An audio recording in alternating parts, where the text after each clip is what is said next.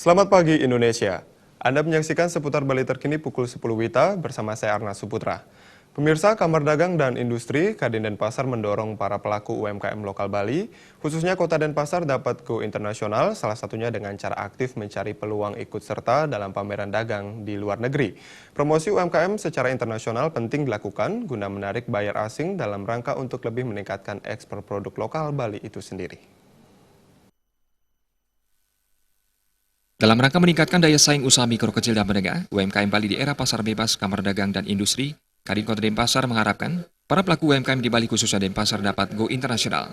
Langkah ini dapat ditempuh dengan cara UMKM lokal tersebut harus lebih aktif, mencari serta memanfaatkan peluang untuk mengikuti berbagai event pameran dagang, baik yang diadakan di dalam maupun di luar negeri.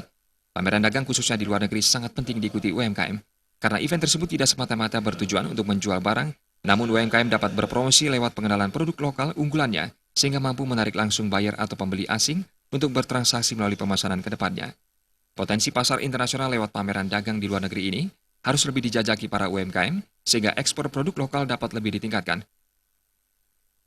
Pameran itu kan tetap berkala adanya.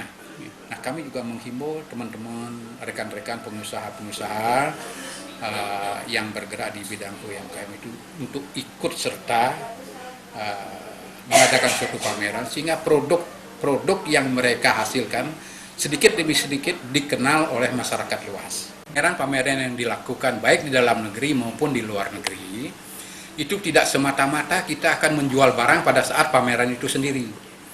Jadi kita harapkan nanti buyer di sana untuk mengenal produk yang kita pamerkan sehingga nanti ke belakangnya di sanalah kita akan mendapatkan nilai plusnya nanti. Kalau barang kita sudah dikenal dan diminati oleh negara tujuan.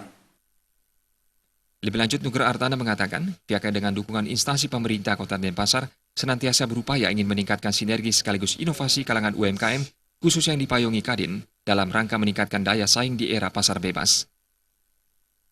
Indra Wijaya, Bali TV. Kami akan kembali di seputar Bali terkini 1 jam mendatang. Selamat pagi dan sampai jumpa.